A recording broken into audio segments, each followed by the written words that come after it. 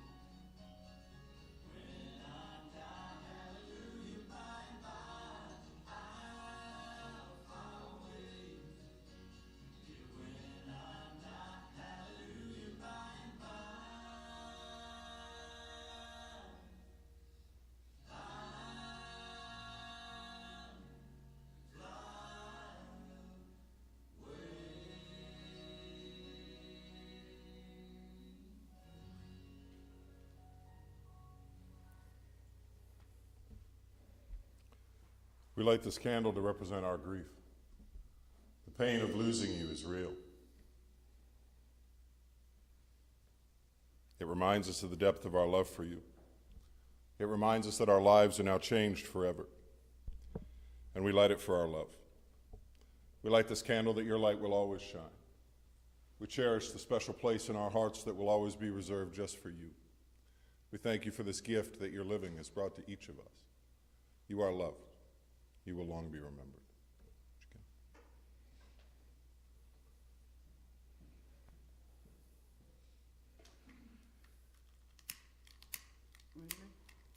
Come on There now. you go. There you go.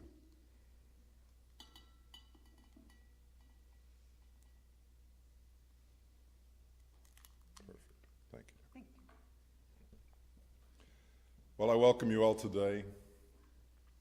My name is Philip Smith. It's my sincere honor to have been invited to be the celebrant today. As we come together as friends and family to share these moments of comfort and remembrance for the life of Richard Edward Hosking. But perhaps, like many, you just called him Mr. Hosking as you saw him walking through the hallways of the school or in the teacher's lounge. Perhaps you knew him as Rick as you had shared time together as friends and family alike. Yet no matter what you've called him today, we come to celebrate Rick and this life that he has shared with each of us. We gather here to reflect, to enjoy the moments and the memories, and to share in the reality of this significant loss with each other and celebrate Rick in doing so. And in our coming together here, we demonstrate our care and support of his family today. His beloved wife and partner for their 57 years shared his birth. His loving daughters, Danita and her husband, Alejandro, Danielle and her husband, Roland, his loving Denise, along with his loving grandchildren, Courtney, Kelly, Emily, Ryan, Rico, Tio, and Vanessa, as well as his great-grandchildren, Ella and Bentley, as well as his loving brother, Ron, and his wife, Joan, and the extended branches that make up this family tree who have all shared the moments and the memories with Rick and are now richer for having had that experience, along with those that would be called the friends, the co-workers, the neighbors, the companions over the journey of these days. We also think of those who have shared in this life with him and have gone on before. His loving parents, Audrey and Edward, Sister Gloria and her husband, Gary, each now reunited with Rick beyond our sight and for eternity yet to come. And as today leads us into further steps along this path of remembering this life, let us take note that we are stronger because we walk this journey together. Stronger as we band together and provide that strength to lift each other and the tenderness to listen with care in those times when it is needed most. The family has asked that we open our time together here in prayer. Would you join me as we pray? Dear Father of the brokenhearted, today we remember Rick with the warmth and gratitude for all the good he has brought into our lives. We're thankful for the love, the lessons, and the memories that we have each shared with him. We hold on to the hope that he now finds peace and joy in a realm beyond our own, as we cherish the belief that his spirit continues on in the hearts of those who have loved and will cherish him always. To his family and friends who bear the heavy weight of this absence, may they feel the warmth of your presence as you bind up their wounded hearts in your own timing, and you grant them peace. Amen. You know, it was Washington Irving that said, "There is a sacredness in tears. They are not the marks of weakness, but of power. They speak more eloquently than 10,000 tongues. They are the messengers of overwhelming grief and unspeakable love." And so we welcome both joy and sadness in this time we share today. As we gather here today to remember and celebrate the life of a remarkable man in each of your lives, and one who has brought value to the lives of so many beyond this room, no doubt. A man whose love for the natural world was only matched by his dedication to shaping young minds and his devotion to this family. And as we reflect on his 84 years of a well-lived life, let us find solace together in the beauty of the memories that he leaves behind in the hearts and minds of those who have shared so much of their lives by his side. As we begin today, I'm going to invite two of those voices who have shared the majority of their journeys alongside Rick's to come and share their thoughts of him with us today. We'll hear first from his brother Ron and then his daughter Danielle. Ron, would you come?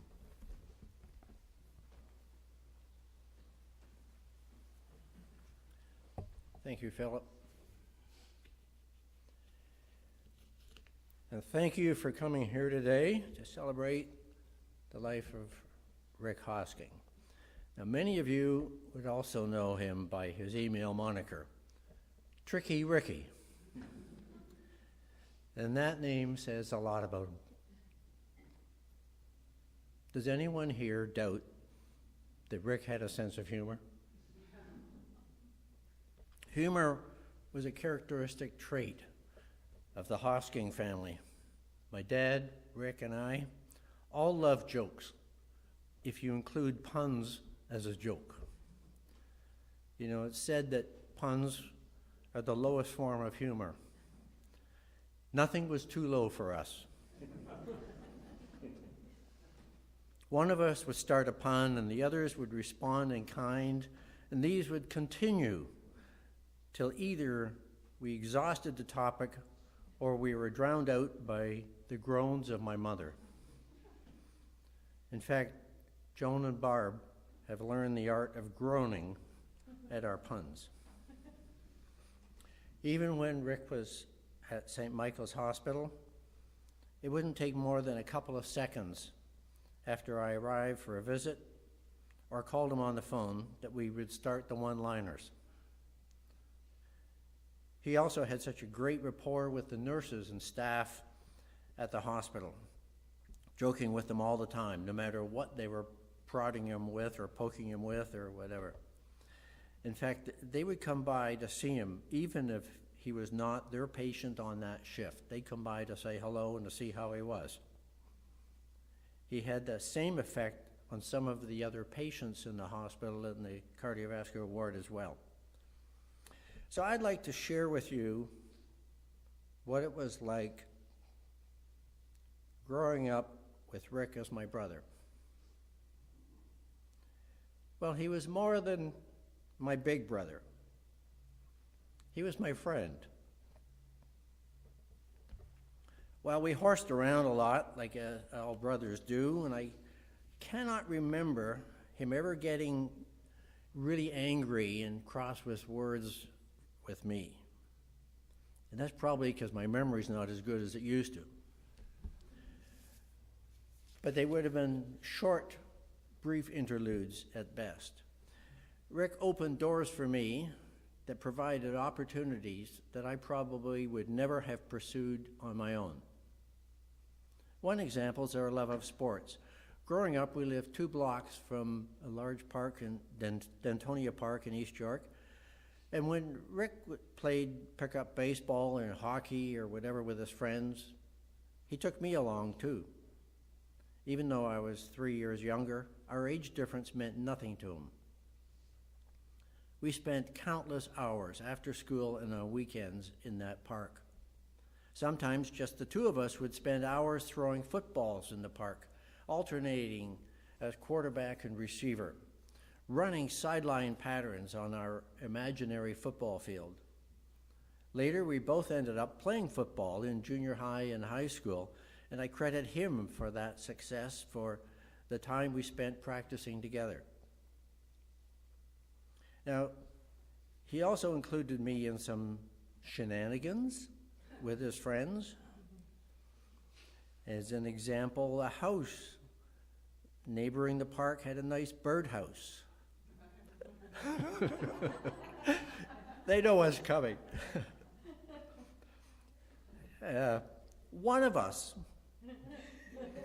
put a couple of huge cannon firecrackers in the birdhouse. Now, there was no birds at the time, but as the roof and walls blew apart, we ran like heck, as fast as we could, to hide among the trees before the lady came out screaming at us. In the park, there was a single-lane gravel road that led down into a ravine, and there was an old concrete bridge that straddled that little roadway, There was no top left on the bridge, so there was just the concrete sides of the bridge. One day, bored with nothing to do, his group of friends thought it would be fun to have a rock fight. So half of the group set up on one side of the concrete abutments and the other half on the other side. And we would just lob rocks across the roadway and never expected anything would go wrong. Well, somebody must have called my name or something. And like a whack-a-mole, I popped my head up and took a rock in the forehead. If anybody suggests I have rocks in the head, now you know the source of that. One of Rick's friends rode me home on the crossbar of his bike with blood streaming down my face. Rick got home just as Mum finished cleaning me up. I expect there was some choice words about looking after his little brother, but that's it. A few weeks later, we're playing catch in our backyard. He threw the baseball at me, and either I ducked or wasn't paying attention, and the ball went right through the kitchen window. My mother was cooking dinner at the time. She came storming out, and I innocently pointed to him. He threw it. Rick excelled in school. In fact, both Rick and my sister Gloria skipped grade 3. So that created an expectation for me. Unfortunately, Rick didn't open enough doors for me to do the same. They had set the bar too high, and I guess the teachers had also had enough of the Hoskings by then.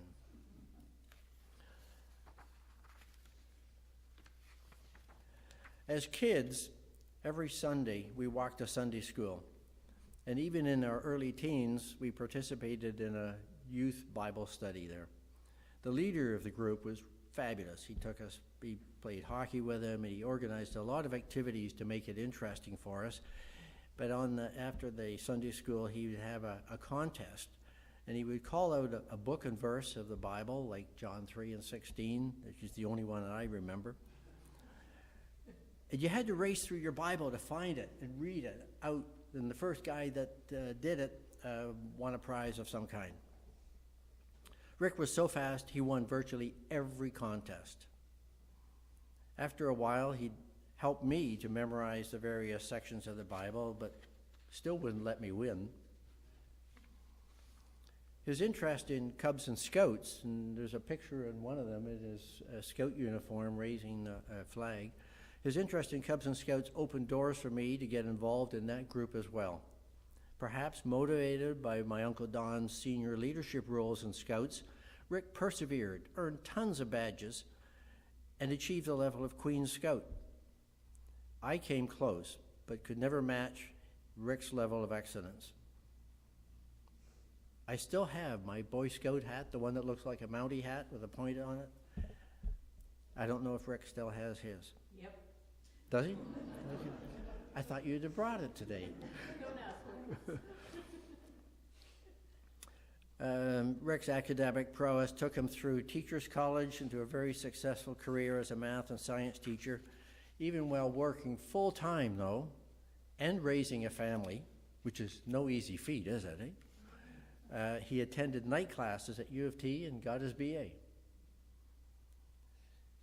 He and Barb raised 3 beautiful girls who in turn have rewarded them with 7 grandchildren and 2 great-grandchildren.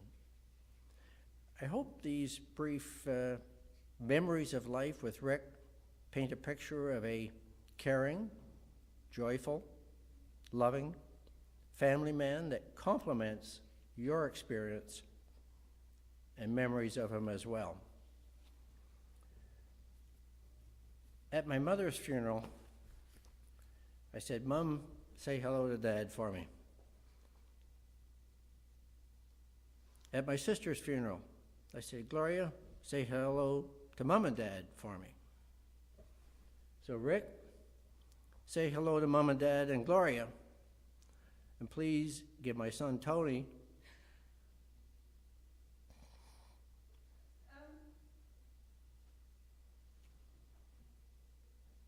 big hug for me and my family. Throughout our lives, you were a role model and opened a lot of doors for me.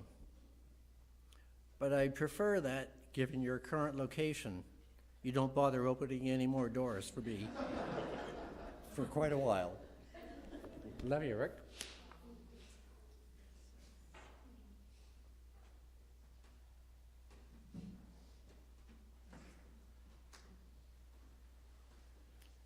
Thank you, Uncle Ron, for sharing those stories with us. There's some there that we'd heard and some we didn't know, so it's never too late to learn something new. Good afternoon, everyone. On behalf of our family, I'd like to thank you all for coming today. Having each of you here means so much for us. There's a couple of poems that I'd like to share with you, because I thought if I started speaking from the heart, I would probably not be able to get through this. So anyhow, I'd like to share some poems. The first one was written by Karen K. Boyer. So his parents named him Richard. Those that knew him called him Rick, but only 3 of us had the honor of calling him Dad.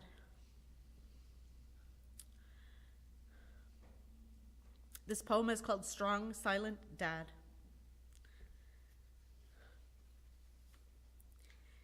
He never looked for praises, he was never one to boast. He just went on working quietly for the ones he loved the most. His dreams were seldom spoken, his wants were very few, and most of the time his worries went unspoken too. He was there, a firm foundation through all our storms of life, his sturdy hand to hold on to the times of stress and strife. A true friend we could turn to when times were good or bad. One of our greatest blessings, the man that we called Dad.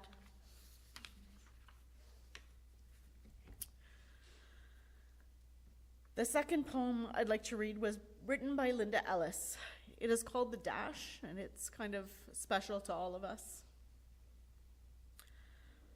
I read of a man who stood to speak at the funeral of a friend. He referred to the dates on the tombstone from the beginning to the end. He noted that first came the date of birth and spoke of the following date with tears. But he said what mattered most was the dash between those years. For the dash represents all the time they spent alive on earth, and now only those who loved him know what that little dash was worth.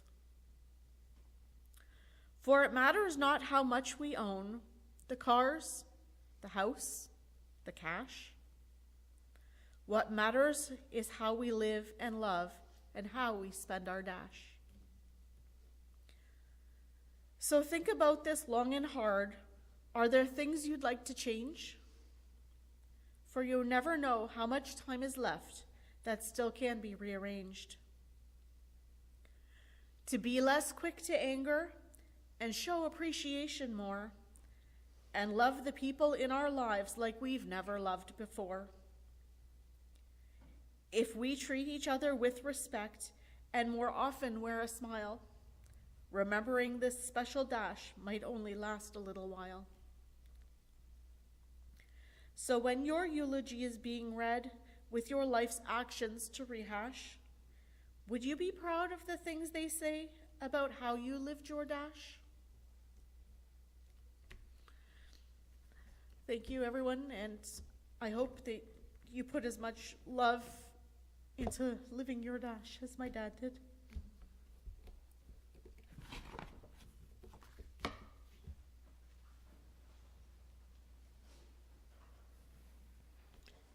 Thank you both so much for sharing today.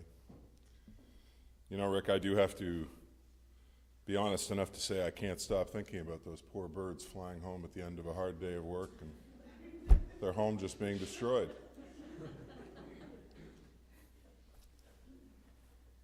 As I was with the family this week, I began to think of a quote that I'd heard. I can't tell you who the author is, simply what they've said, but it simply says at the end of life, what really matters is not what we have bought, but what we've built. Not what we have got, but what we've shared. Not our competence, but our character. Not our success, but our significance. And as I hear those words and contrast them to the life of Rick Hosking, I see a life that has truly found a path to significance. A life that would begin in love on that Wednesday, the 26th day of February in 1941. Just down the road in Toronto in the borough of East York, and as has already been noted, he would live a full life and a very active journey in those early years. Those years that would lead him to those years that saw him achieve that education from both Teachers College and then University of Toronto. And with that education in hand, he would head off into this world to shape the young minds that would come forward to build our futures. It would be at that post in Quadville that he would first encounter the lovely Barbara. Now, when I heard that, I did have to clarify that she wasn't a student when they met. And rest assured, it was her younger siblings that sat in his classes, as she has already graduated from those seats. However, according to family lore, there was a connection to his teaching in the family that would see them wed.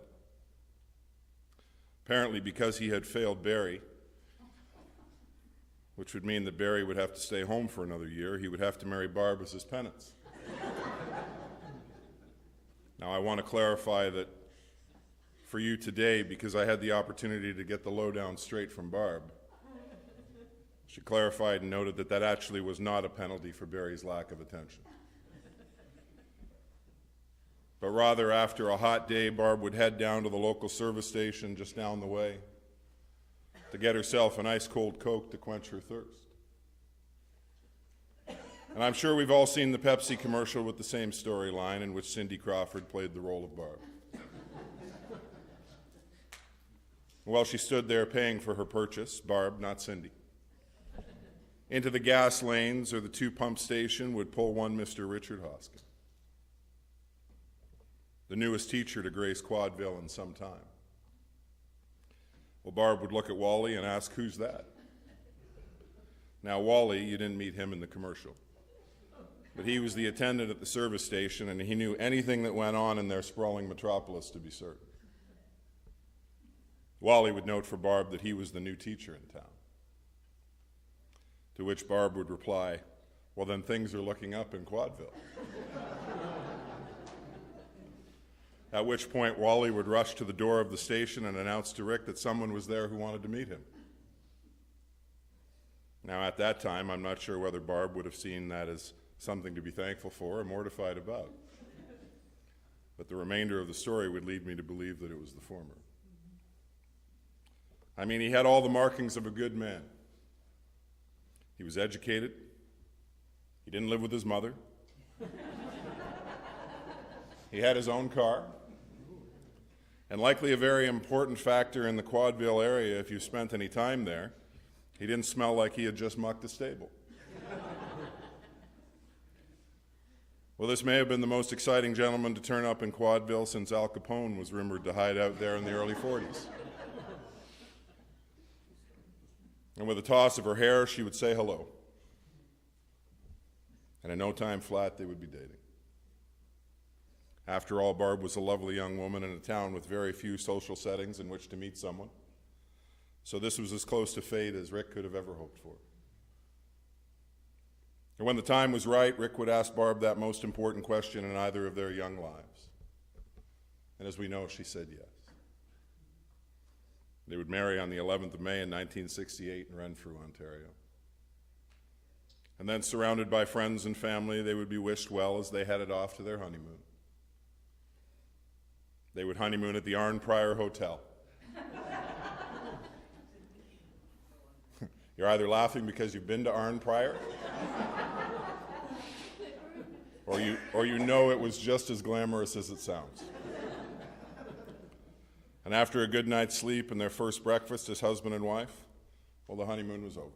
And it was off to Toronto, where Rick was teaching by this time. Apparently there was only one great thing about Quadville for Rick, and he had married her, so it was off to the big city they would go. They would make home in the Victoria Park area. Their next spot would be on Cosburn, and then they'd move to the Summers Avenue house before making their spot on Sunmount their home for every year that would follow. And those years would be the ones that would see he and Barb welcome those beautiful lives that would make their family complete. As they would welcome Danita and Danielle and Denise to their hearts and their home, to help them fill the edges of their family table. And I had the opportunity the other day to ask them what Rick was like as a dad. And they told me that he was indeed a good dad.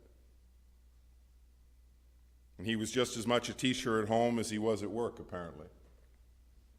He would help them understand the big and the little things that mattered in this world. He was never afraid to help them become independent. Think of it like this. Rick believed that a lady should know how to do all things, but never have to do them if there was a man around to take them off her plate. So they would grow up learning how to change a tire or inflate one, how to change a tap in a house when it broke, how to hold a light perfectly still and on that right spot for 45 minutes straight. While Rick explained every detailed moment of the experience that they were living through. Apparently, if they ever asked him a question about something, he would dig into that encyclopedic knowledge of his and give them the whole explanation, including but not limited to who had invented that bolt, what it was made of, how many threads that bolt had on it, what was the right torque setting to get it set perfectly on the rim without snapping the head of the bolt off. All while they held the flashlight.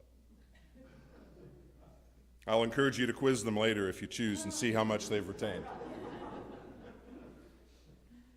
When the chores were done, there was always time for a game of cards or a board game shared.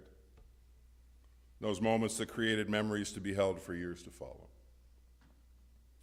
And with the move to Sunmount would come the pool. After all, when you have the summers off, why not have a spot to enjoy them and let the family and their friends enjoy them as well? And that's exactly what he did. He would watch as they enjoyed the perfectly maintained pool. Always from the deck. He wasn't a water baby, I'm told, but was happy to keep that water perfectly chlorinated so that their hair was always soft and their eyes burned just right after they got out for hours in the pool. When they had their friends over, he would be the one laying in the chaise lounge nearby to make sure that there was never any danger. Now, you may have had to wake him up if someone was drowning, but hopefully the screams would have roused him already. And he would also be their judge when they wanted him to rate their diving competitions. When they would complete a perfectly flawless pike, never breaking the surface upon final entry, he would yell towards the pool, "That's a 4, do it again." Or he would be the one to point out that there was still a puck at the bottom of the pool that needed to be retrieved, and into the water they would go once more. And as they would grow into the girls and teens that would be the byproduct of the love and nurture shared by he and Barb, they would come to see him more and more as the peacekeeper in that group, the glue that held the value of this family time shared together as well.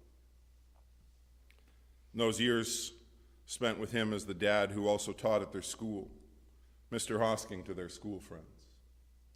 Whether it was at Chester Public and the Mighty Chestnuts, which I am a byproduct of, I'm happy to say, or across the schoolyard at Westward Junior High. Those years would ensure that they never got any special treatment, but they would continually cheer them on to the next successes, and along with Barb, help to pave the way for each and every one of those successes gained. They would come to know the joy of family road trips very early in their days. The 5 of them packed into Valerie the Volare, that wood-paneled beauty that would transport them across the miles back and forth to Quadville for family time shared. And then into the years of drum corps as well. Well, those years would see lots of miles shared as a family, proudly carting the Cardinals of Scarborough to another event, Rick and Barb sleeping in motels while the girls hung out with their friends and no doubt got a great night's sleep before preparing for the event the next day. And those miles would see him lost in the details of his favorite teams as outlined by the crew on the Fan 590. And yet as the years would pass and the girls in back would become older, the trips to winter guard practice would make it harder for him to ignore those conversations going on behind him.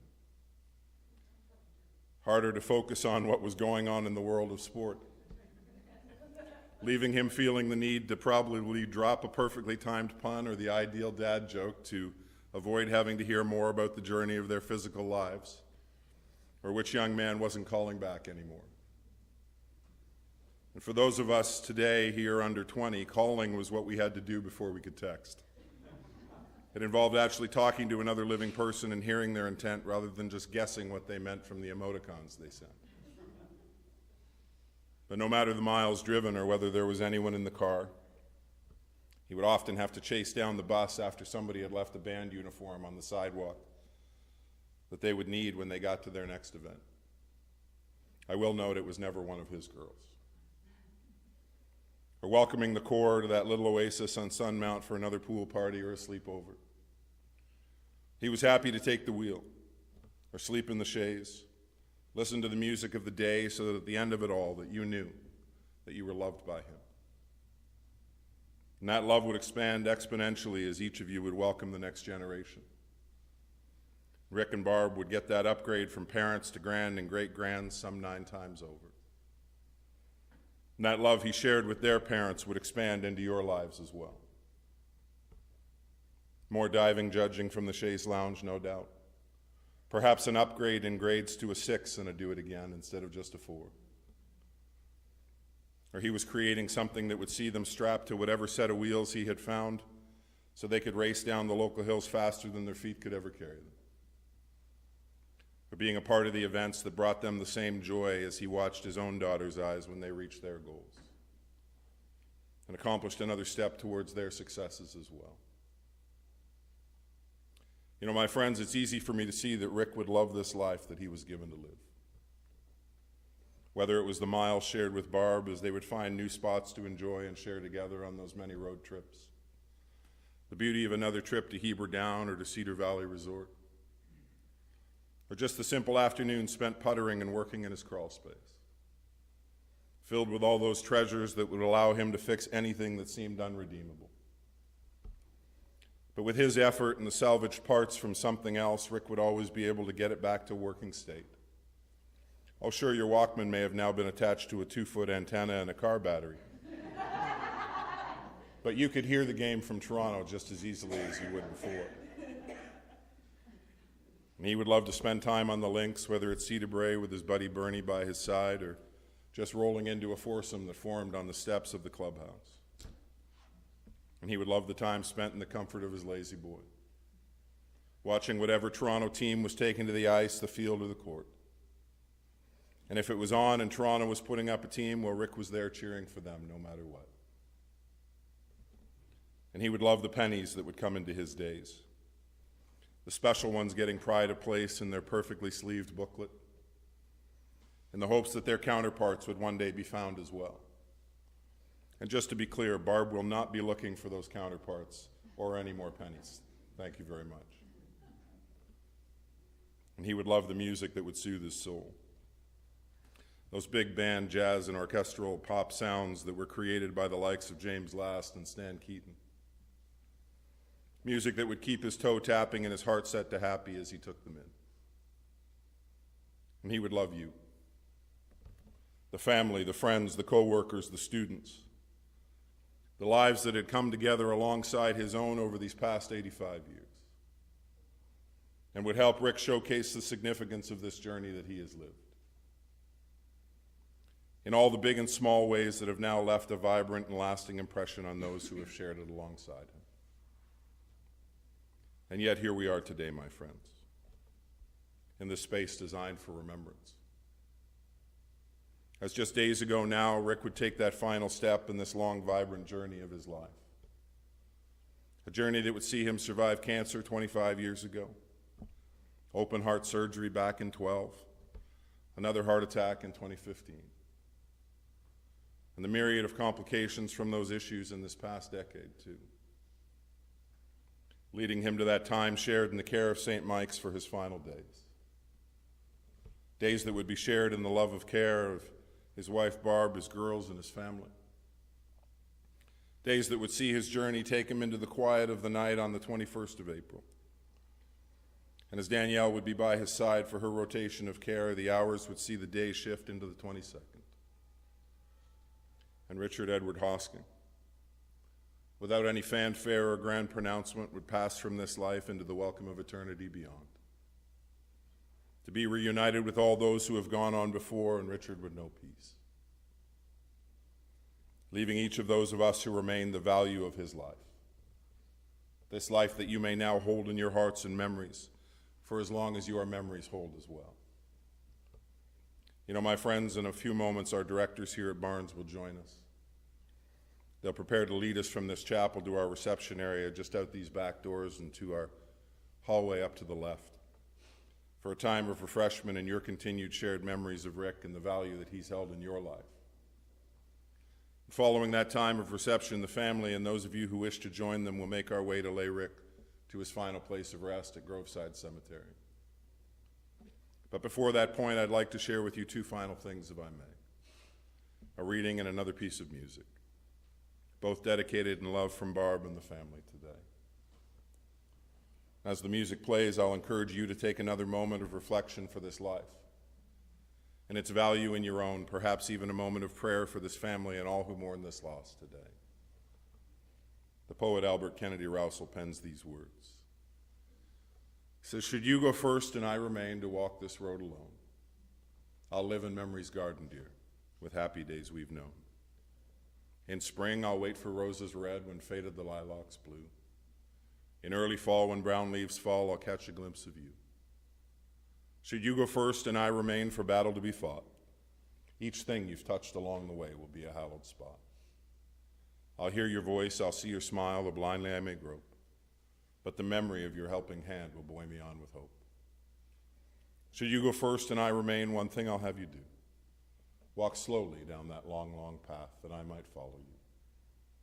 I want to know each step you take, for I may take the same. But someday, down that lonely road, you'll hear me call your name."